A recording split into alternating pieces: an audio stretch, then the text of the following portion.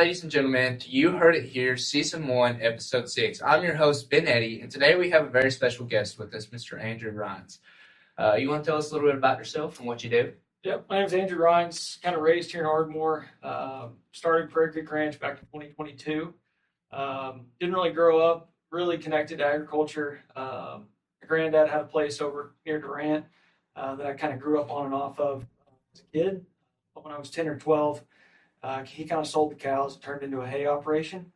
And so there was a pretty big gap of no agriculture. My dad working for Noble still kept it, kind of at the side view. But in 2022, we kind of had a passion and we went after it, starting small. And then it's kind of grown pretty large here in the last couple of years. So pretty excited to kind of run through that story with you today. So what do you guys do with y'all's ranch? Yep. So kind of looking back at 22, 23, we kind of started with just a few chickens and kind of a thought that we wanted to provide ourselves and kind of the people around us with a few eggs. And it's grown over the last couple years to include, we got about 200 layers. We do some meat birds, about 400 this year. And then we do raw milk and lamb sales as well as kind of just a direct-to-consumer arm of our ranch. And then from a production standpoint, we run just around 700 hair sheep, about 800 goats, and we run some seasonal stockers. Kind of one of our newest enterprises for this year was putting our sheep under solar panels to manage that vegetation. So we partnered with OG&E. As of yesterday, actually, we've been selected to graze all their solar here in Oklahoma. So we'll be doing 3 sites next year. Some as close as Davis and some as far away as Stillwater. So that is awesome. Real cool opportunity. Yeah, that is awesome. So what's kind of y'all's mission or y'all's philosophy to the ranch, and what kind of makes you guys different? Well, I think that's kind of evolved, and we're still working through what that mission statement really looks like moving forward. We've attended some ranching for profit schools here in the last couple of years, and we've definitely seen a shift of, in the beginning it was, hey, we want to provide for just our family or just our immediate friend group, just healthy food, and it's really evolved more into, hey, it's now a full-time job for me and my wife, and how do we provide for our family as well as now, branching that direct consumer arm out a little bit more and providing for the community. This year we attended farmers markets and stuff here local to Ardmore and Sulphur, and I really enjoy that. So we I think of it kind of like a stool. Our business kind of rests on 3 kind of main key points, and it's how do you steward the land? How do you provide for not only our family and it's more of just the people in general. OG&E falls into that. We're helping them out with a service. The goats are a service that we use to kind of clear land, and then the last one is the animals. How do we steward the animals and kind of get it back to nature and get away from as many inputs as most ranchers tend to use.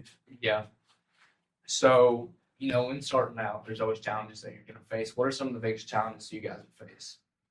I think really the biggest challenge starting out is probably cash flow. Yeah.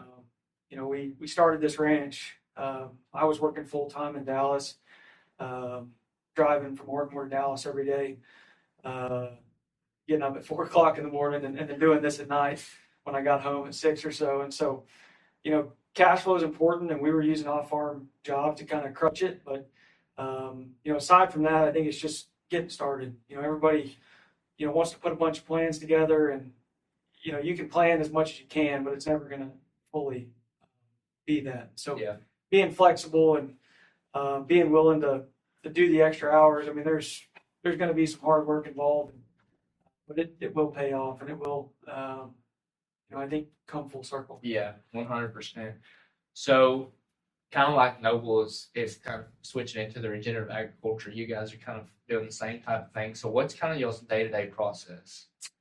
So it looks different. I think that's kind of what keeps me entertained is it is something different every day. We do build a lot of electric fence, being that we're on lease land or shared land and nothing is owned by Prairie Creek outside of just our home place.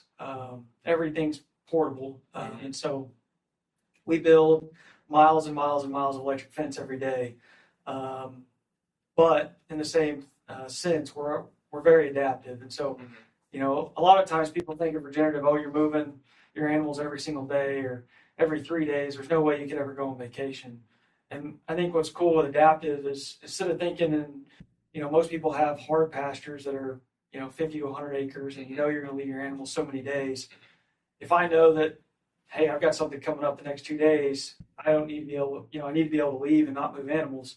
I can just make a bigger pasture. Yeah. So I think that's what's cool. We also have some flexibility to change up how we graze. I think density and stock density of how many animals are in a certain area really changes your impact, and it's a tool in your toolbox for making those ecological changes. And so, for example, very dense brush, you can make a huge impact with goats that would cost thousands with a brush mulcher. And doing something as simple as putting 700-800 goats into a couple acre paddock is pretty cool. I bet they knocked that down quick. Yeah, this summer we grazed. It was on average we were grazing about 2 acres of totally cleared every day. So we grazed. I think we totally cleared about 450 acres this summer. Heck yeah. So you kind of touched on the chickens a little bit. What's kind of your process with the chickens?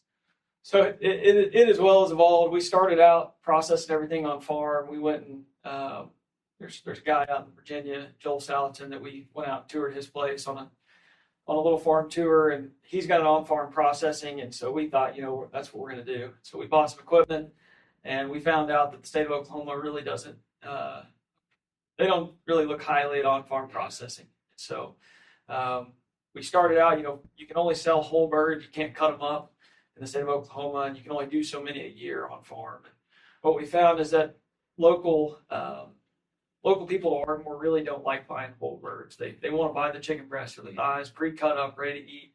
They're kind of intimidated by the whole bird. And so I ended up cooking about probably 75-80% of what we sold. I would charge $5 to $10, and I would cook them on the grill, and they'd pick them up ready to eat.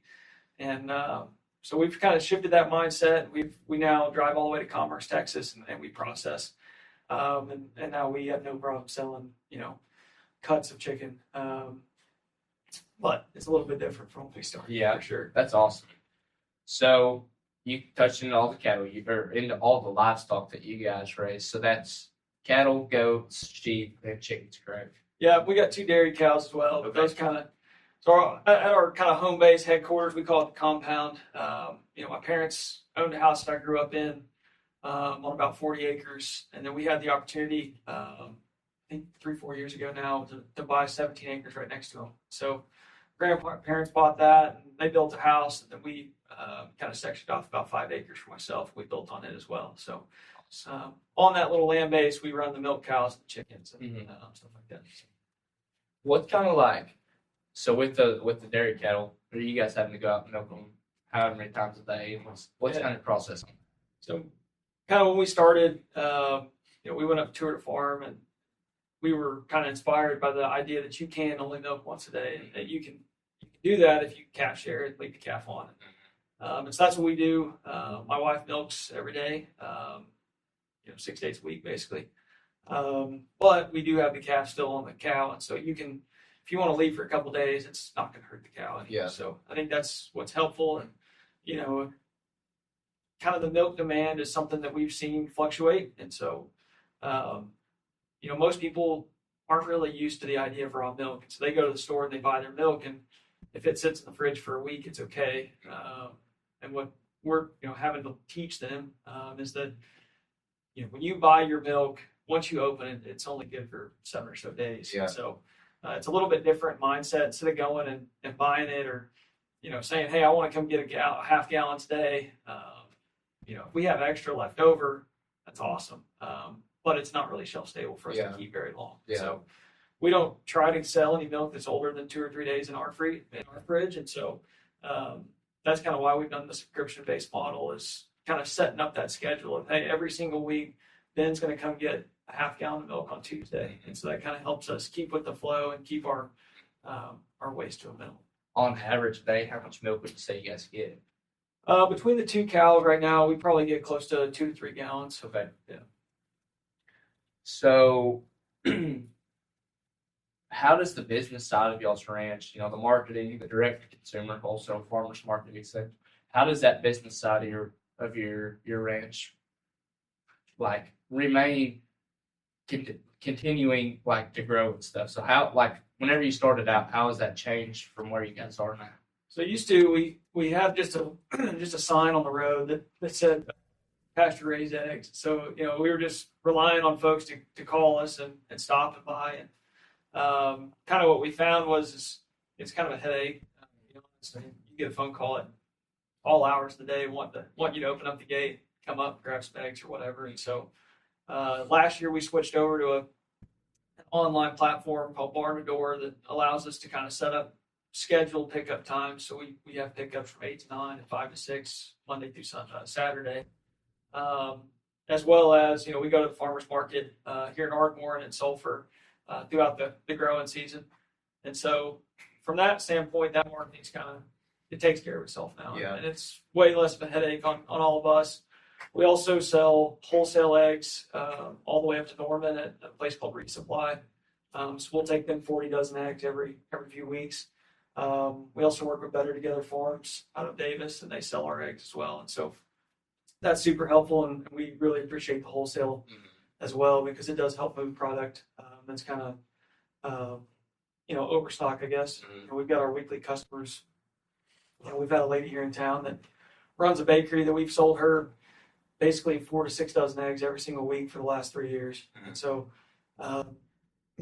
customers like that are what really keep our operation running. The folks that come sporadic is kind of hard to keep up with. So having those weekly customers that are reliable is awesome. From a livestock standpoint, obviously with that many small ruminants, it is very important for marketing. Something we we're very blessed with this year is most of our female offspring we sold right off the farm as direct replacements. All of our male offspring we take all the way down to Bowie, Texas. We grow them out. Something that's cool about the solar field is they require the grass to be maintained to a certain height. And so last year we were blessed with a lot of rain early, which caused the grass to kind of get away from us. And we were able to use, that as kind of a place to take excess lambs. And so we would wean our lambs over there. And, at one point on 65 acres of solar, we had 300 animals. But that was a stint of about 3 weeks. Yeah. So it's super quick. And that's something that, we're still working through is, what we do on a 1,000-acre property here in Ardmore is what we felt like was adaptive. What we do on a 60-acre solar site that we got to manage is very adaptive. You're dropping off sheep and pulling sheep on a regular basis. So on average, how many eggs would you say you get a day? We get about 150 eggs a day, I think. Yeah. Yeah, I don't do the direct egg picking, but I would imagine last time I looked, it was between 120 and 150. So how many chickens do you have? We get about close to 200 laying hens right now. We just processed our meat birds last week. We did about 209 of those. So it's the meat birds are a little different. They're not near as hardy. So you've got to kind of work with our weather cycles. So you can do a batch in the spring or a couple batches and a couple batches here in the fall. But we've ran into a couple wrecks where we get a lot of rain in the spring and you got high death loss or keep them too long, gets closer to July and it gets too hot. Yeah. So what are some kind of goals that you have that you can see for y'all's ranch within the next 5, 10, 15 years? I think kind of just short term is we've got a lot of operations running right now. We're pretty spread out. We've got anywhere from 5 to 10 herds when we get to the spring, and so especially running yearlings. We got our first load of yearlings in last week, and they're a little lighter than we would typically like, and so that takes some time to watch those and get them straightened out. So I think growing too fast too soon is something that we're trying to make sure we don't do. And so looking at our stocking rate on every ranch that we run on, is it efficient? And so where we have 250 animals on 1,000 acres, running with a local cow-calf producer, is that maximizing impact, or could we run 400 with the same amount of effort? So that's what I think in the next 5 years for sure we want to look at is how do we maximize our impact on every property versus getting more properties. So starting out, there's so many people in agriculture or even not in agriculture that want to take that next step and start their own place and stuff. So what would you say are some of the hardest skills to learn starting out? I think for most people, your ego is your biggest thing to battle. Starting out, whether you work for a ranch and you're trying to branch out on your own, or you like me, I was working in construction, and I had an idea that was basically going to take me away from a job. I was getting paid $150,000 a year, and I was going to be the only provider, or I was. My wife just had a baby at the time, and I was going to take the leap of being self-employed. So getting over that mental hump, I think, is probably the hardest. But find what you're good at and use that to your advantage. Something we found, in 2024, we took on our first grass lease, and we showed up, and it was very depleted. There was very little productive areas on that ranch. It had been taken over by a lot of woody browse, and hadn't really been maintained for probably 5 to 10 years. And something that we identified is, it's really hard to find grass leases around Ardmore for cattle. But where can we put our foot in the door? And we found that with small ruminants. And so we took that, we used that to build the herd shares that we started out with the Noble family there at Noble Family Farms and SEA Cattle Company. Putting small ruminants on a place that has cattle was an opportunity for us that really got us kickstarted. And so I think as people starting out is don't always look at your first goal. Be open-minded. Just because you can't find the grass lease or find land to run on, that's exactly what you want. Don't be afraid to chase a different goal to get there. As Caitlin Word talked about in last week's podcast, being open-minded to meet new people is a big thing too. Yeah, this is a very small network of people, and I didn't believe it at the beginning, but we were, as I've been to all these classes here, all over the U.S. for Ranch for Profit, solar grazing classes, stuff like that. You meet a bunch of people that know the same folks you know, and so building relationships not only within your local ranching community, but also external to that is important. You never want to burn a bridge. And so doing the small things, everybody laughs at me, but I got my first 1,000-acre lease for free by doing nothing more than filling up deer feeders. Yeah. And that's pretty unheard of. That cost people $10, $15, $20 an acre, and I got it for free just by filling up deer feeders. So, pretty cool. Meeting those people is a big step, and taking that next step into that agriculture industry, because some of these people, like you said, they're willing to. You help them a little bit, they're willing to help you out even further.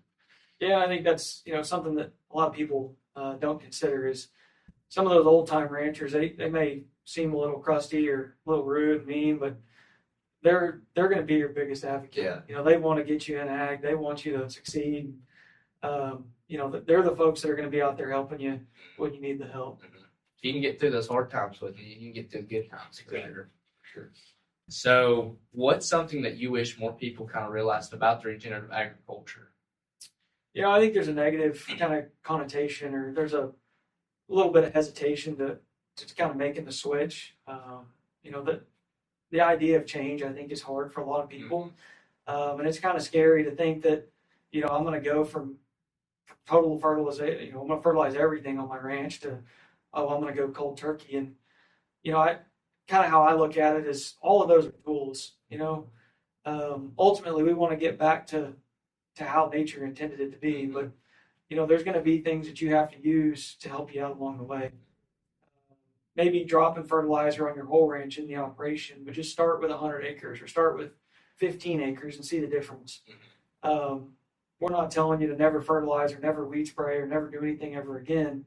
You're going to use those as a tool when you need them. I mean, there's going to be times where we spot spray or we'll spray a fence line and we know we're going to go in and do some maintenance on it the next year. So we still do those things, but we don't do it as I hate to say this, but hitting the easy button. Mm-hmm. Hitting the easy button is going and spraying your whole entire place versus, what we do is we identified that running a multi-species can take care of a lot of that. So bringing in the sheep and the goats to run with the cattle is, something we've seen manages, more towards what nature intended. Mm-hmm. I mean, a lot of people are scared to see weeds, but in reality, every weed you see is doing something for the soil. Yeah. You don't consider. They all have their own part. They do. So this is kind of a personal question. With like the goats and your sheep, what have you seen that they really won't clear out of these land? Or is there anything? There's some noxious weeds that they won't touch or they won't hit as hard. There's, like sumac, they'll hit it certain times of the year. Your ragweeds, certain type of ragweed. And really, a lot of the plants, if you wait till it gets, pretty rank, they're not going to eat as hard. And that's kind of where your stock density comes into play is, if you put 1,000 goats in 100 acres, they're going to selectively eat the ice cream plants first. But if you take those 1,000 goats and you put them into a 10-acre paddock for a couple days, their impact, not only trample, but also what they eat is going to be a lot different. Yeah.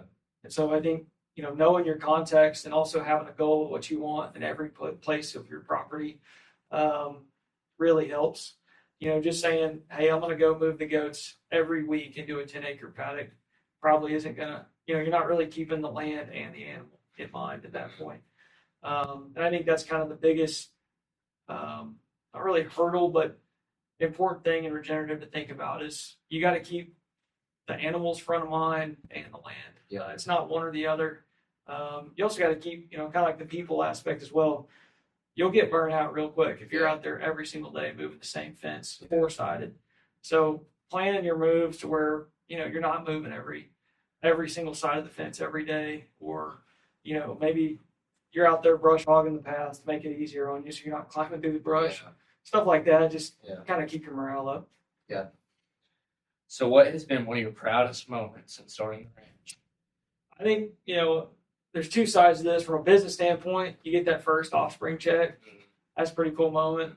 From the direct consumer side, when you're at the farmer's market and somebody comes up and says, man, that's the best chicken I ever had. That's a cool moment. Yeah. Or from a dad standpoint, we got our load of sheep in last year. Paisley was about 4.5 months old. She's strapped on my wife's back, just having a great time working sheep. I think from dad's standpoint, that's pretty cool. Yeah. So if you could say that you could pick one habit, decision, or turning point that made the biggest difference in your ranch, what would that be? I think so. I attended a ranch private school here in Ardmore, September of 24, and that's kind of that one really hit me pretty hard. That's when we kind of started making the shift from, hey, this is just kind of a hobby and kind of something we do at night and on the weekends to this is going to be full time. I don't really care what it takes to get there. We're going to do it. And that's kind of when we made that main decision. Yeah. So if a listener wanted to visit, support, or learn about your ranch, what would you tell them to do next?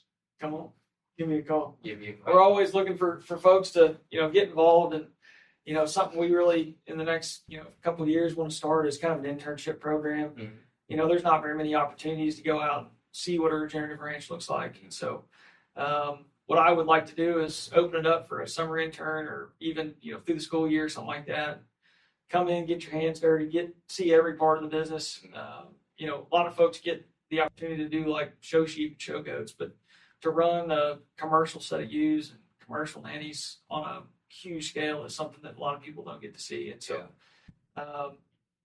we're also needing help. And so I think it'd be awesome to kind of train that next person that, whether they want to start their own operation or they just want to work for somebody, I think it'd be something we're really interested in. Yeah, that'd be really cool. So I think that's kind of about all the questions we got. Is there anything else you want to add on? No, man, I appreciate the opportunity. Absolutely. Good. Yeah, it was cool getting to learn about that. So with that being said, again, I'm your host, Ben Eddy, and I think that's a wrap on today.